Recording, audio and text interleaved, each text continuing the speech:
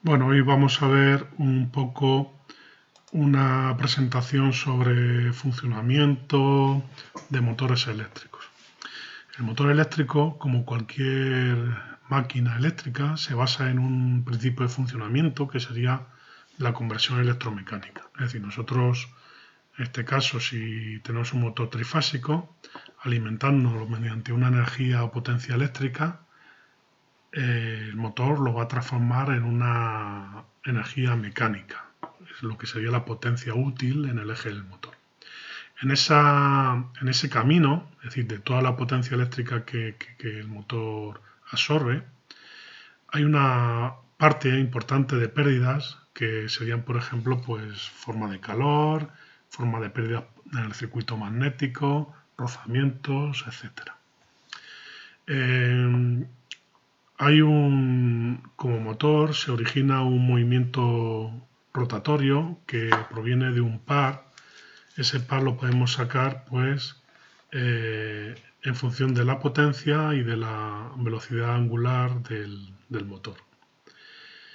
Como principio se distinguen dos grandes grupos de motores en función de la naturaleza de la corriente eléctrica, según sea corriente continua o corriente alterna. Nosotros nos vamos a centrar un poco en motores de corriente alterna de inducción. Ahora veremos por qué se llaman de inducción o también asíncronos. Dentro de esa gama de motores hay dos grandes grupos, uno que se llaman de rotor en cortocircuito o de halo de ardilla y otro que se llaman de rotor bobinado. Dentro de todo este tipo de motores de rotor en cortocircuito hay unos motores monofásicos que veremos y los motores trifásicos que son los más utilizados en la industria. Luego hay una serie de aplicaciones específicas para determinado tipo de motores, como serían los motores de corriente continua, de escobillas, servomotores, generadores o motores síncronos, motores paso a paso, motores lineales y otros.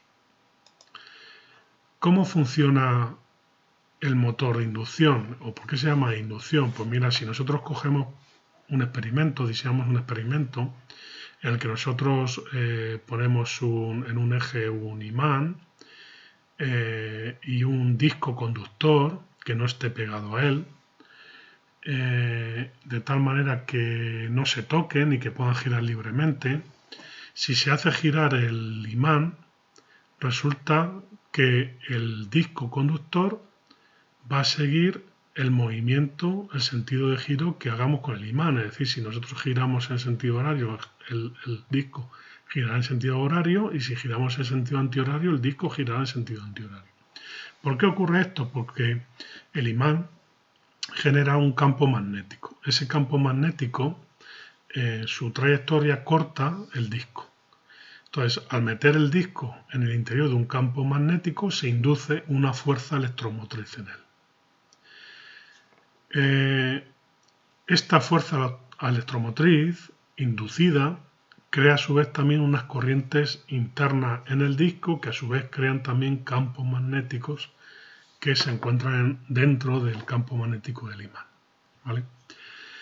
Importante tener en cuenta que el disco va a seguir el movimiento del imán, pero hay una diferencia de velocidad, es decir, va a una velocidad menor que la del giro del imán. ¿Por qué? Ya verás por qué ocurre esto. Esto tiene un nombre que se llama deslizamiento o resbalamiento también, ¿vale? Y además de ahí recibe el nombre del el motor de inducción, también se le llama asíncrono, ¿vale? Este nombre asíncrono viene de este funcionamiento, es decir, el motor quiere alcanzar la velocidad de sincronismo, pero no llega a girar a esa velocidad. Seguimos. Mirad, si ahora variamos un poco el experimento y ahora colocamos sólidamente en un eje un cilindro en el que nosotros hemos recubierto de una capa de conductor, de cobre, aluminio, y en la parte exterior colocamos un imán cilíndrico de esta manera, como vemos aquí en el dibujo, Pues al igual que ocurre antes, si nosotros hacemos girar el imán, por ejemplo en sentido horario, el interior del conductor va a girar sobre su eje intentando seguir ese movimiento del imán debido a las corrientes inducidas. ¿Vale?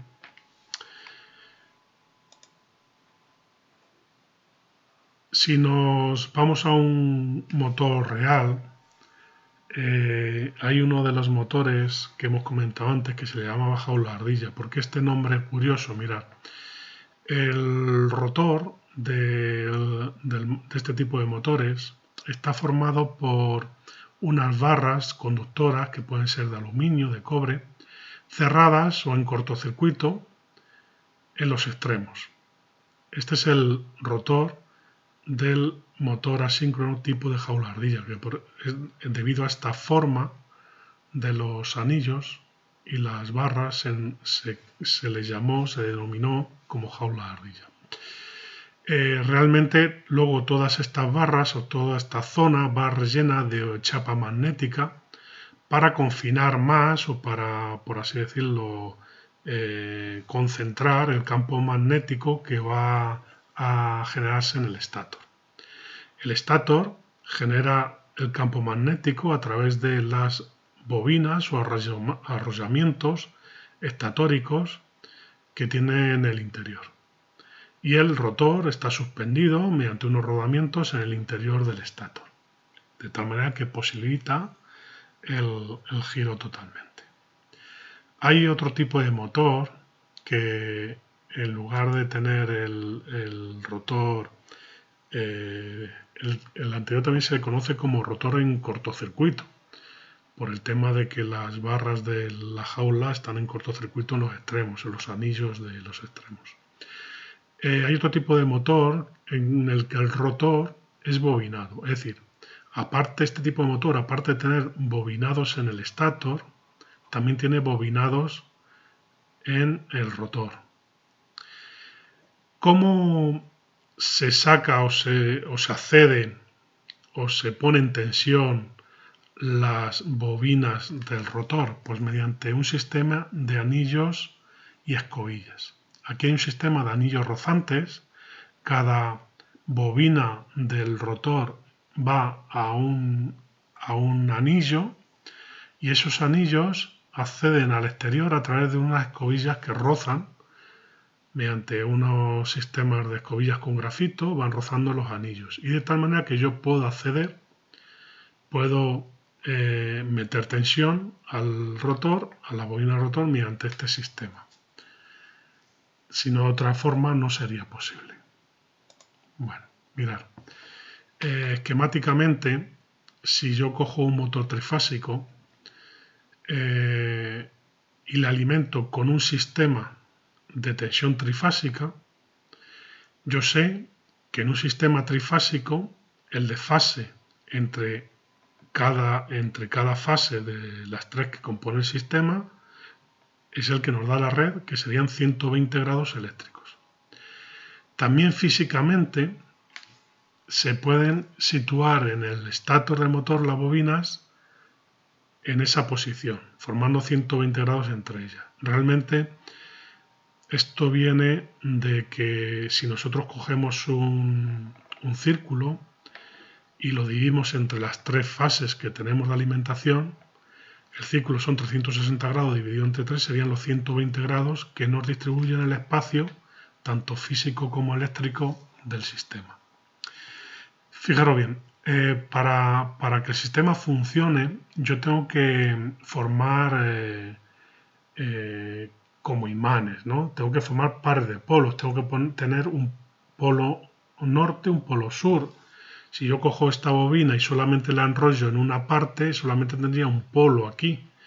De tal manera que lo que tengo que hacer es desdoblar las bobinas, las desdoblo con arrollamiento separado, de tal manera que voy a tener un par de polos. Voy a tener un polo magnético norte-sur establecido entre cada par de bobinas, ¿vale? Cada par de bobinas pertenece o estaría conectado a una de las fases de alimentación eléctrica, ¿vale? Si nosotros alimentamos el motor y seguimos una secuencia con un sistema trifásico, como es aquí, tengo tres fases, la roja, la azul y la verde, cada una correspondiente y desfasada 120 grados entre ellas, como corresponde a un sistema trifásico de alimentación en tensión. Bueno, pues lo que está claro es que el campo magnético que va a producir cada una de las bobinas que tengo en el motor va a ser proporcional a la tensión que yo esté alimentando. Cuanto mayor tensión tenga, mayor campo magnético voy a producir en esa bobina.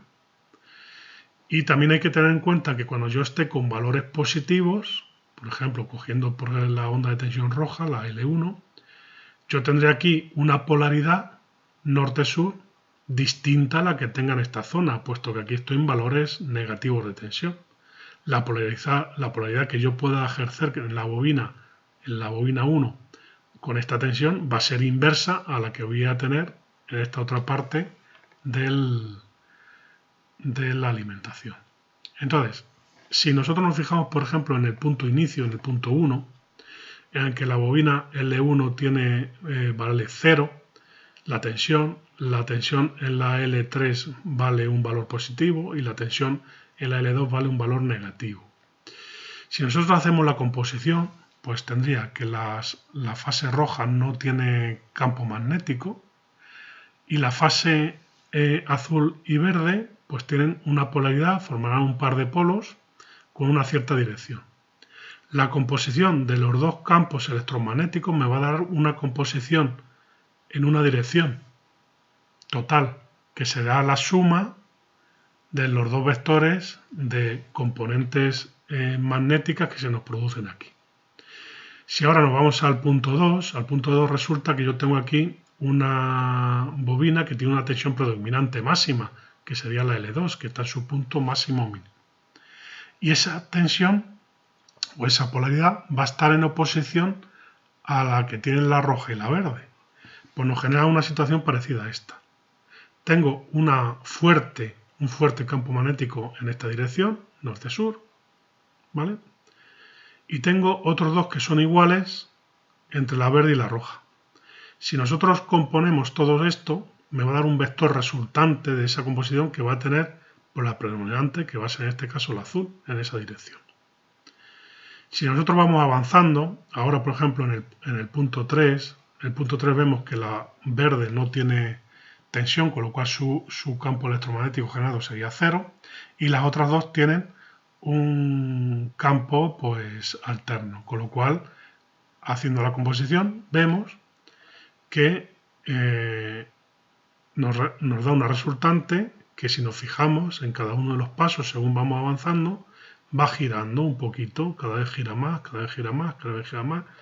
Incluso pues podemos, comparando por ejemplo esta posición, la posición 1 con la posición 7, podemos ver que aquí es totalmente inversa, porque en la posición 1 tengo una componente azul negativa, una verde positiva, y en la posición 7, que también coincide que la roja es 0, se invierte, con lo cual se tiene que invertir la polaridad con respecto a la que había considerado aquí.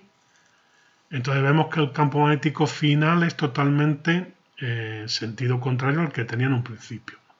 Tendrá el mismo valor que este, pero tendrá sentido contrario. Con lo cual vemos que aquí que el rotor, por así decirlo, tiene un movimiento contrario según vamos avanzando nosotros en los puntos de tensión de la alimentación, va avanzando también el rotor en función del campo magnético resultante que tenga de la composición de las tres fases de alimentación. Lógicamente predomina la que tenga mayor tensión en ese momento, en ese instante, frente a las otras. Es decir, nos dará una composición al final que tendrá un cierto valor. Y con una característica principal, es decir, que es una fuerza, como un campo magnético resultante que va girando en cada momento, en cada punto, ¿vale? Bueno, Aplicado, por ejemplo, a un motor monofásico, pues el motor monofásico es más problemático para conseguir que gire. Es decir, el motor trifásico, al estar alimentado por un sistema trifásico y ya está desfasado 120 grados entre sí, de manera natural nos genera un par rotatorio en el rotor. Pero resulta que si nosotros cogemos un motor monofásico y lo queremos alimentar con una sola fase, con una bobina, yo con una sola bobina, si nos olvidamos aquí en este ejemplo, por ejemplo, que tuviera la bobina roja, si solamente tuviera la bobina azul, yo tengo un par, el magnético, tengo un par norte-sur, pero ese par no me cambia de dirección. Siempre tiene la misma dirección, cambiará de sentido, cambiará el valor, pero siempre estará en la misma dirección. Con lo cual no aparece un campo magnético giratorio que me oriente el rotor en función de ese campo magnético giratorio que aparece. Para solventar esto lo que se utiliza es, pues se le engaña mediante una bobina auxiliar, en la que nosotros conectamos un condensador en serie, de tal manera que desfasamos la tensión que ve la bobina auxiliar con respecto a la bobina principal 90 grados. Es como si tuviéramos un sistema bifásico con respecto al anterior que hemos visto, del trifásico, pues solamente alimentado con dos de las fases, pero desfasadas 90 grados.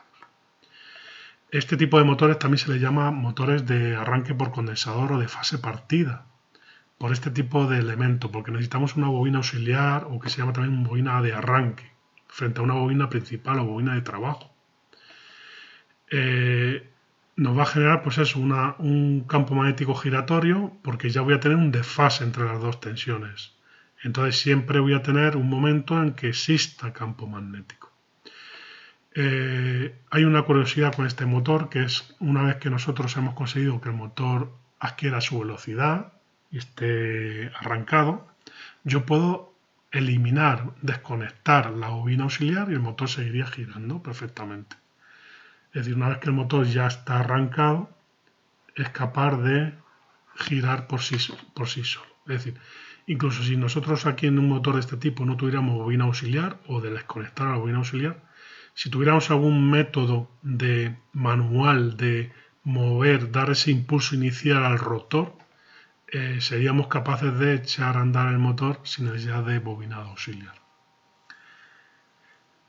Como curiosidad también, para invertir el sentido de giro, aunque lo veamos más adelante, de un motor monofásico, no vale con, por ejemplo, si yo estoy alimentando aquí en un polo con fase, aquí con neutro, pues poner aquí fase y aquí neutro, sino que es necesario invertir la polaridad de una de las dos bobinas.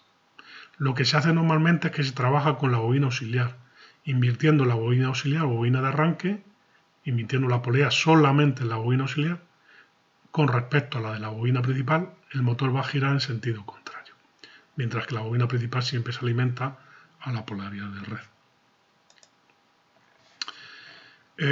Si hiciéramos un corte en un motor, pues como parte destacable, aparte del eje soportado con rodamientos, el eje suele traer algún tipo de chaveta para el tema de fijaciones o acoplamientos en máquinas.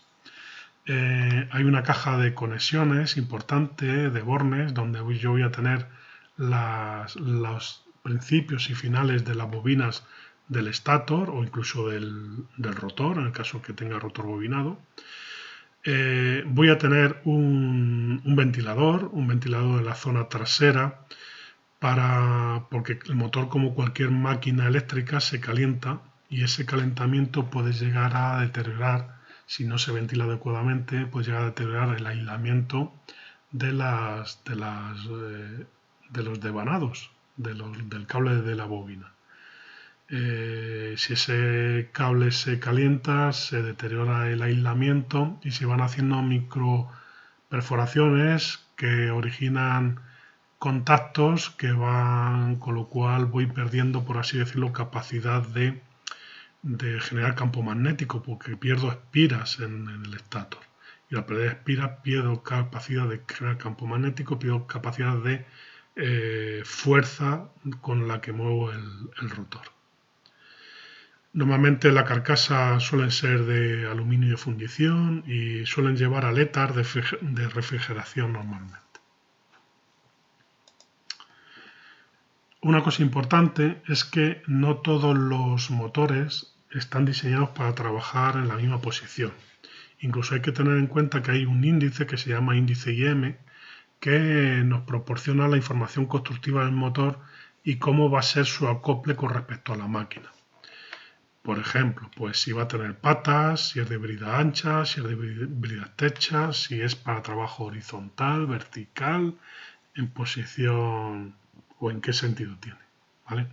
Todo esto está recogido en una norma constructiva que es interesante conocer la designación a la hora de, pues, de pedir al fabricante pues, un repuesto o un motor de sustitución. Tener en cuenta que esto es importante porque si yo monto el motor en una posición o una disposición distinta a la que el fabricante ha tenido previsto, puede ser que se altere el comportamiento de la presión en los rodamientos y los asientos que tiene el motor, con lo cual se va a degradar prematuramente y puedo tener problemas de vibraciones o de mantenimiento en la máquina. Retomando un poco la potencia del motor, de toda la potencia eléctrica que el motor me absorbe, hay una gran parte que se transforma en potencia mecánica útil, esta es la que realmente nos interesa, la que se transforma en un trabajo, la que nos da la potencia mecánica, pero luego hay una serie de cositas que va perdiendo por el camino, que hemos visto que un poco pueden ser, que al final son energía calorífica, pérdidas de calentamiento, rozamientos, que el motor va perdiendo su transformación de energía, ¿no? Entonces, para sacar la potencia en un motor monofásico, esto ya lo hemos visto, pues tensión por intensidad por el coseno de phi. Este coseno de phi es el ángulo que existe entre tensión e intensidad. Y cuando estamos trabajando con motor trifásico, pues nos aparece aquí la famosa raíz de 3 y la fórmula sigue siendo la misma, raíz de 3, tensión por intensidad por coseno de phi. Esta tensión y esta intensidad serían la tensión y la intensidad de línea del motor, ¿vale?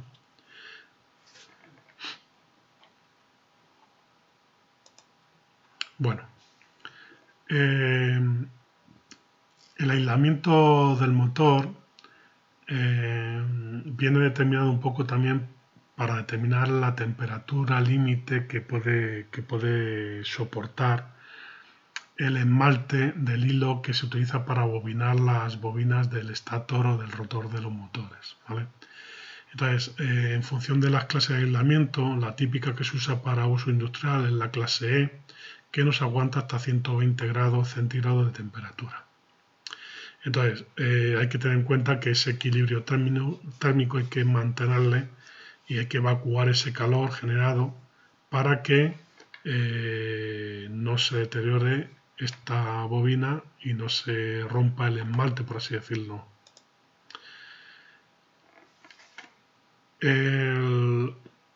Si el motor se sobrecalienta, aquí tenemos el aspecto de un motor sobrecalentado, se puede apreciar muchas veces en que el esmalte de la bobina se va tostando, se va quemando. Esa pérdida de aislamiento me origina al final perforaciones en el esmalte y me origina cortocircuitos en los bobinados de los motores. Al final lo que, como he comentado antes, pues esa laca aislante se quema y empieza a producirse un sobrecalentamiento excesivo. Y además es un efecto que es recurrente, es decir, cuanto más se sobrecalienta, más aumenta el calor, más se destruye el aislamiento, menos fuerza tiene el motor para mover la carga a la que está conectado, menos refrigeración tiene y antes se quema. Entonces, el punto más débil que tienen los motores siempre es el esmalte de las bobinas, ¿vale?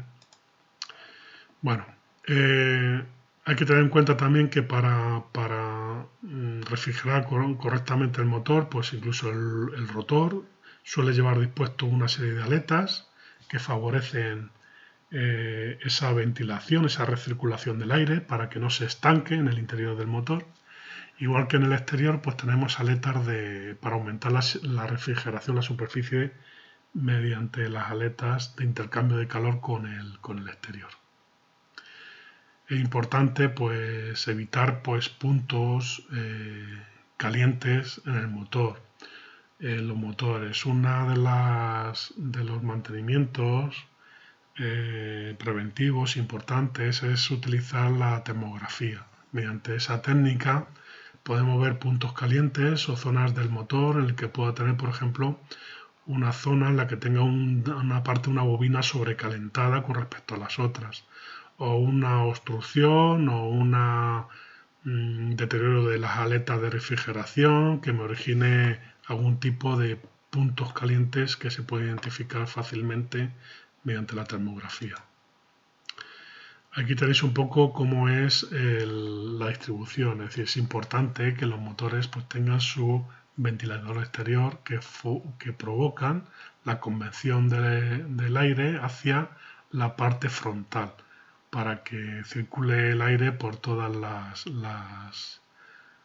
por todo el interior. También tener en cuenta que hay diversos motores que van sumergidos en sistemas de refrigeración. Pensar, por ejemplo, una bomba sumergible o incluso otro tipo de bombas que van sumergidos en otro tipo de fluidos o que puedan ser incluso aislantes como aceites y tal. Bueno, los rodamientos también es una parte de mantenimiento importante en este tipo de motores, porque realmente es el otro punto débil al final. Si el motor no está bien equilibrado o no está bien ajustado a la máquina, voy a tener un desgaste prematuro en los rodamientos que me va a originar vibraciones que se van a transmitir a la instalación. Bueno, una cosa importante que tienen los motores a la hora de seleccionar un motor para una determinada aplicación es el tipo de servicio que va a prestar en la máquina. Entonces se distinguen 7 clases de servicios, de S1 a S7, en función sobre todo de las circunstancias de la carga, es decir, cómo arranca el motor, cuántas veces arranca, tiene frenada, arranca en carga, frena en carga, ¿vale? Entonces, los motores, los fabricantes ya diseñan tipos de motores en función de la clase de servicio a la que se ajuste más. Por ejemplo, aquí tenéis un ejemplo. S1 sería un servicio permanente. Tiene carga constante y se alcanza el equilibrio térmico. Quiere decir que el motor arranca a lo mejor una vez al día o muy poquitas veces al día y siempre trabaja el mismo régimen de carga. Por ejemplo, también una diferencia, por ejemplo, puede ser que tengamos arranques de corta duración. Entonces no se alcanza el equilibrio, pero tengo paradas largas. Arranca corto tiempo y luego está mucho tiempo parado, que sería el S2. El S3 es un funcionamiento típico intermitente. Arranca para, sin tener en cuenta mucho la influencia de arranque pesado ni nada de eso.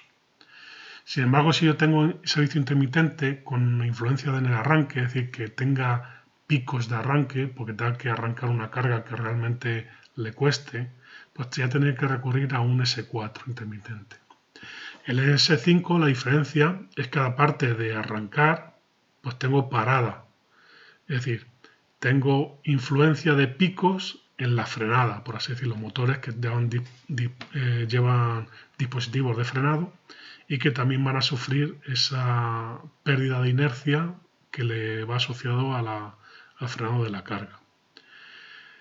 Intermitente permanente, ciclo de vacío, ciclo en carga, y luego también aquí tenéis el S7 que sería servicio interrumpido con arranque y frenados eléctricos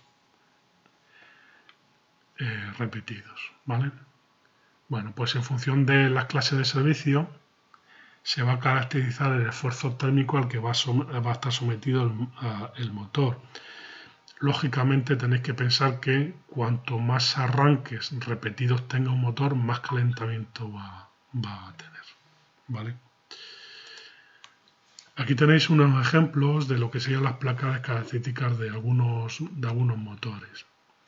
Pues en principio tiene que identificar la frecuencia, las fases, es decir, el tipo de motor, la frecuencia, normas de construcción, el tipo de conexión, estrella, triángulo, la tensión de funcionamiento, la intensidad, el grado de protección IP,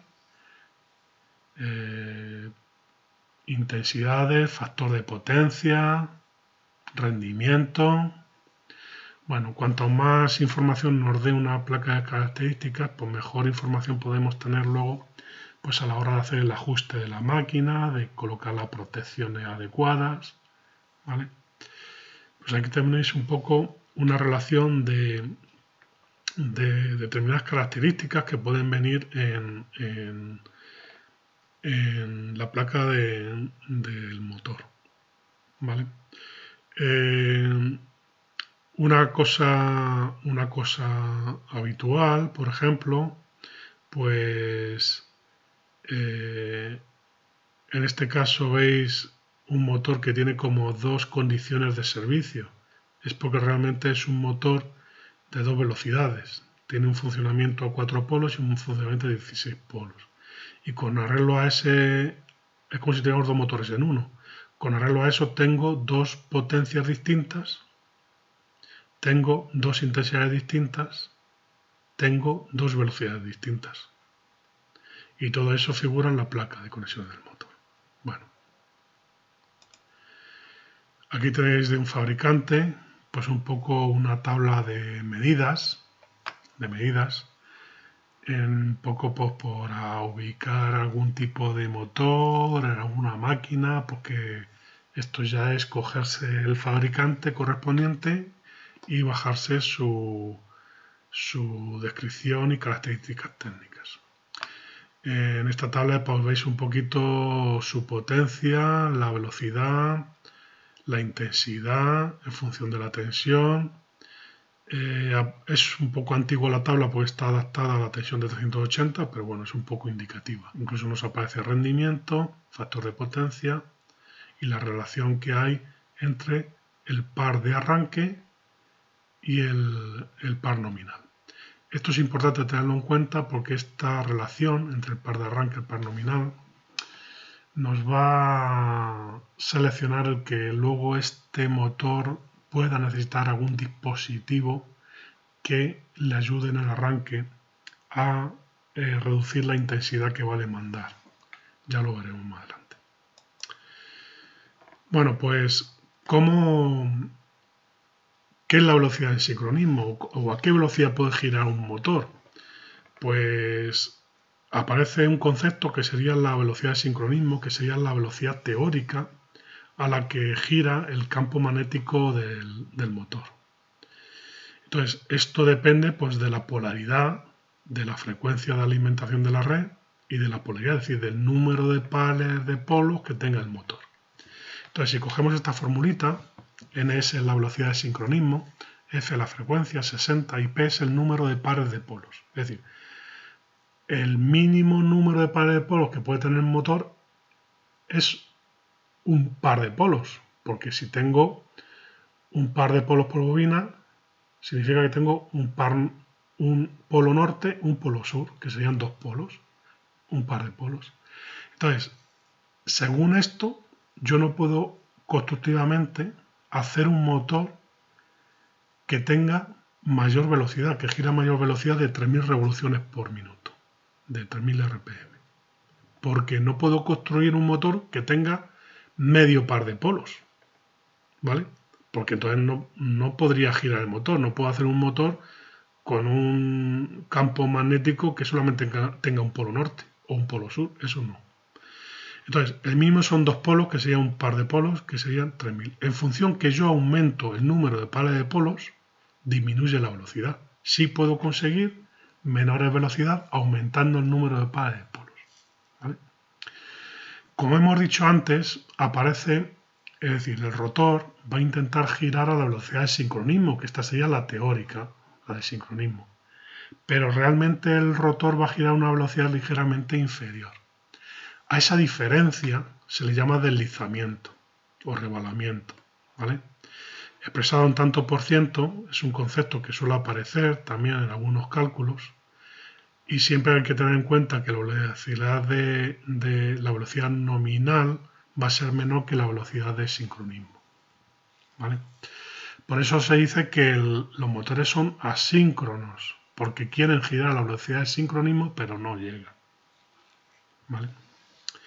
La velocidad nominal es la que suele aparecer en la placa de características, ¿vale? Hay veces que se indica la velocidad de sincronismo, pero lo normal es que aparezca la velocidad nominal, que es la que el motor, importante, esa velocidad es la que el motor desarrolla cuando está trabajando a plena carga. Y a plena carga nos da el par nominal y consume la intensidad nominal. Fijaros bien, esa diferencia, para verlo un poco mejor aquí, es decir, es la diferencia que hay entre la velocidad de sincronismo, la que genera la polaridad, por así decirlo, del estátor, con respecto a lo que el rotor gira, a la velocidad que el rotor gira, ¿vale? Realmente esto es debido a que el campo del estátor, cuando atraviesa las barras conductoras del rotor, induce una tensión en las mismas y produce una circulación de corriente entre las barras y el anillo que las une. Recordad que las barras están unidas por los dos anillos. Pues este campo magnético producido en el rotor se opone al campo del estátor y provoca un giro en el motor que intenta seguir al campo giratorio. Es por eso que se llaman motores asíncronos. Esta es una gráfica típica en la que vemos representado el par que me genera el motor frente a la velocidad, las revoluciones por minuto que lleva, ¿vale? Esto sería, por ejemplo, cuando el par resistente sería cuando nosotros acoplamos este motor a una máquina, ¿vale? Entonces, fijaros bien, el motor inicialmente, cuando va a arrancar, me pide un alto par, me da un par de arranque, un determinado valor. Pero ese par de arranque no va a ser el par máximo, ni va a ser el par mínimo, ¿vale? Ni va a ser el par nominal que me va a dar el motor. Ese es el par de arranque. El motor arrancará, sigue una gráfica parecida a esta, que veis aquí en rojo, ¿vale?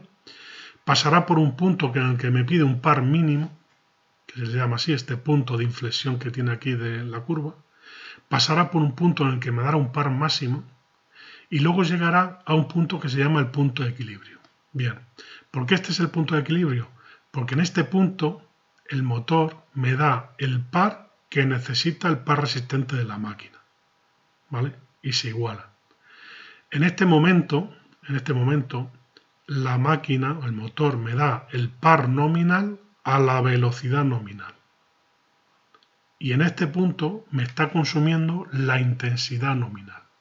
Por eso este es el punto de equilibrio, el de plena carga que se llama, el que viene la placa de característica del motor reflejando la intensidad nominal, el par nominal y las revoluciones nominales, ¿vale?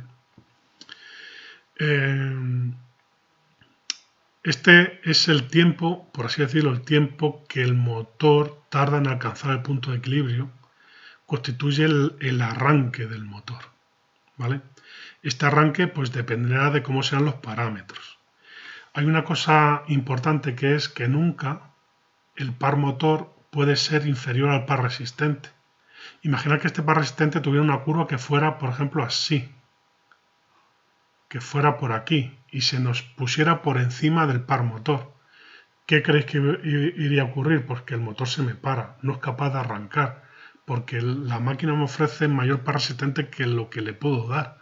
Y como la curva del par de arranque hace esta gráfica, si en algún momento yo, aunque tenga puntos en los que esté por encima del par resistente, pero si tengo puntos en los que estoy por debajo, la máquina se me va a parar. Entonces es condición indispensable que el par resistente sea menor que el par motor para que el motor pueda seguir acelerando y llegar al punto de equilibrio. En ese punto se anula el par de aceleración y se estabiliza la velocidad. Es decir, a este punto ya el motor ha acelerado desde 0 revoluciones a las revoluciones que tenga nominales y se equilibra. Hay una característica que nos aparece en los motores que es el rendimiento. Es la diferencia que hay entre, por así decirlo, toda la potencia eléctrica que absorbe frente a la que transforma en potencia útil. Ese concepto pues es rendimiento. Este rendimiento es siempre menor que 1. Nunca puede ser mayor lo que absorbo, por así decirlo, de la red que lo que estoy dando como útil, porque siempre voy a tener pérdida. Como mucho, si yo supongo que el motor trabaja al 100% de rendimiento, su rendimiento será 1, puesto que la potencia eléctrica absorbida sería igual que la potencia nominal que me da el motor, o la potencia útil que puede desarrollar el motor, ¿vale? Entonces, el rendimiento se puede expresar en tanto por ciento o en tanto por 1. En tanto por 1 pues ya sabéis, de 0 a 1, y en porcentaje pues de 0 a 100%. Aquí tenéis algunos ejemplos de rendimientos típicos en función de las potencias del motor. Lógicamente hay un aumento del rendimiento con el aumento de la potencia del motor. A más potencia del motor se consigue mejor rendimiento. Esto solamente es orientativo. Para que os hagáis una idea, hay que tener en claro también una cosa, es decir, el motor entonces nunca va a girar a la velocidad de sincronismo. Solo hay un caso en el que se va a aproximar mucho a la velocidad de sincronismo, que es cuando el motor está en vacío. En ese caso su velocidad casi va a ser la de sincronismo, pero aún así no va a ser la de sincronismo, ¿vale? Y luego hay otro factor también importante, que es el coseno de phi, el factor de potencia de un motor que trabaja en vacío es pésimo, es muy malo, es muy bajo. Pero sin embargo, si nosotros aumentamos la carga del motor, aumenta su factor de potencia. Es decir, a mayor carga, mejor comportamiento del motor, porque voy a tener mayor factor de potencia, más próximo a 1. Y si tengo menor carga, más próximo a vacío, voy a tener un factor de potencia peor, más próximo a 0. ¿Vale? Muy malo. Eso también me va a influir en cómo es el comportamiento de la potencia eléctrica que vamos a consumir, ¿no? Para que os hagáis una idea de la potencia eléctrica que consumo, hay una parte que ya es lo que hemos explicado, que se transforma en potencia mecánica útil el motor, pero en ese camino hay unas pérdidas de cobre en el estator, pérdidas por calentamiento. Cualquier bobina de cobre arrollada por la que circula una corriente eléctrica se va a calentar por efecto Joule. Hay unas pérdidas en el hierro, porque la inducción se va a confinar en la parte de la chapa magnética, pero hay entre hierros y hay pérdidas porque el flujo magnético, aunque circule bien por la chapa magnética, pero también ofrece una serie de resistencia. Ya vimos que esto originaba lo que se conocía como corrientes de Foucault, unas corrientes parásitas circulatorias en la superficie de la chapa magnética, que originaba una vibración del material y un calentamiento. Pues al final es un calor, que yo pierdo una energía que pierdo de la potencia eléctrica consumida. Luego tengo pérdidas en el cobre del rotor. Me da igual que sea de jaula que de rotor bobinado. Voy a tener unas pérdidas ahí de calentamiento de esa corriente inducida que se induce en el rotor. Y luego voy a tener pérdidas mecánicas, todo lo que son pérdidas por transmisión, por rozamientos, por cualquier otra causa similar.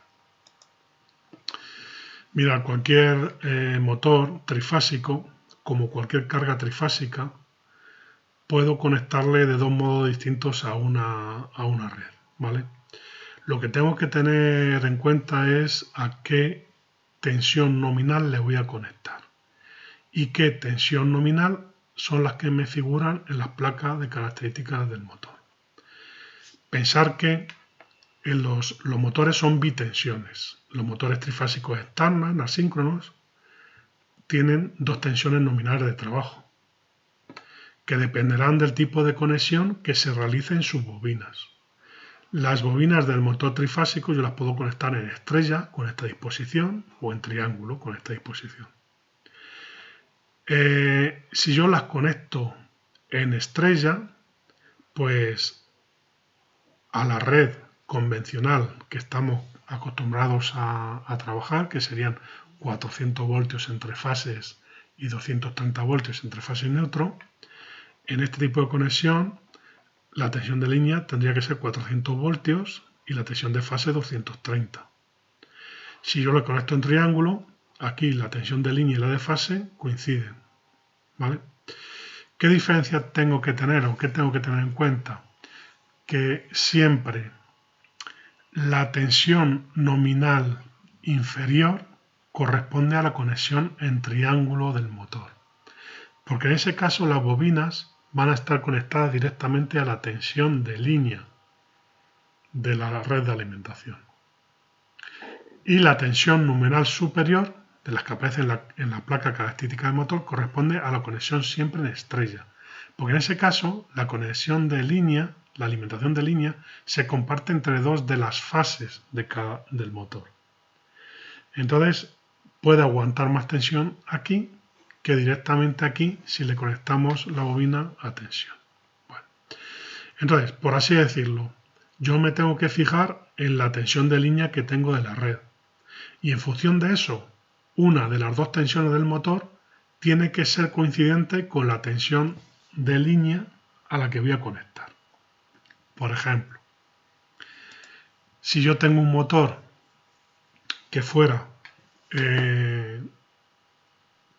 400 voltios barra 690 voltios y lo quiero conectar a una red de 400 voltios entre fases, ese motor, al tener 400 voltios corresponderse con la tensión menor, lo puedo conectar en triángulo, ¿vale? Porque la bobina va a ser capaz de aguantar de forma directa la tensión de red, ¿vale? Aquí tenéis el ejemplo de la conexión con las pletinas que se utilizan en la caja de conexión del motor. Cuando es una conexión en triángulo, las pletinas se conectan así en sentido vertical, ¿vale? Enfrentada. Y cuando quiero realizar una conexión en estrella, tengo que realizar un puenteado, es decir, tengo que poner en común los terminales de las bobinas. De las tres bobinas, uno de los terminales tiene que estar en común aquí. Pues esto es lo que hago cuando pongo las pletinas de esta manera. Hago, por así decirlo, cortocircuito uno de los terminales de las bobinas y en los otros terminales es en los que yo alimento con la tensión de red. En este caso, al hacerlo así, pues lo que hago es que estoy uniendo el principio con el final de una bobina con la siguiente. Al hacer esto estoy uniendo el principio con el final de otra bobina y así, ¿vale? Entonces, para que quede claro, si tengo un motor de 230 barra 400 voltios, ese motor le podré conectar en estrella a una red trifásica de alimentación de 400 voltios. Y si tengo un motor de 400 barra 690 voltios o tensiones parecidas, antiguas, pues le tendré que conectar en triángulo a una línea de tensión de 400 voltios entre fases, ¿vale? Pero siempre que nos quede claro de las dos tensiones que nos aparecen en la placa de características de un motor, siempre, ¿vale? La tensión superior corresponde a la conexión en estrella y la tensión inferior en valor corresponde a la conexión en triángulo. Por ejemplo, este motor que aparece aquí, 230-400, 230 en la conexión en triángulo y 400 en la conexión estrella. Es decir, yo le puedo conectar en estrella a una línea trifásica de 400 voltios o le puedo conectar en triángulo a una línea trifásica de 230 voltios entre fases. ¿Vale? Bueno, ¿cómo se saca la intensidad nominal de un motor? Pues en función de la potencia nominal, de la tensión nominal y del rendimiento. En el caso que tener en cuenta el rendimiento, para el motor monofásico, pues ya sabemos que es potencia partido por tensión, rendimiento, coseno de phi. Y en el caso del motor trifásico, aparece la famosa raíz de 3 para multiplicar aquí la tensión de línea, rendimiento y el coseno de phi. Y aquí tendría la intensidad de línea. ¿Vale?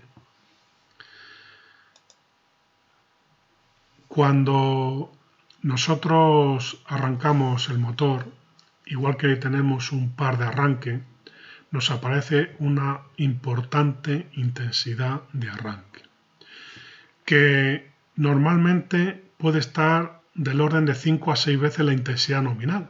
Es decir, imaginar un motor que consume normalmente, según su placa, 10 amperios, pues puede consumir en el arranque 60 amperios. Incluso en algunos casos más, puede llegar a consumir 8 veces la intensidad nominal.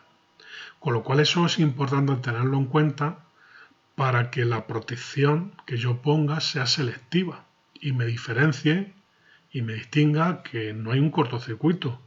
Porque imaginar que tengo 10 amperios, un magneto térmico de 10 amperios para proteger un motor que consume 8 y en el arranque me consume 80.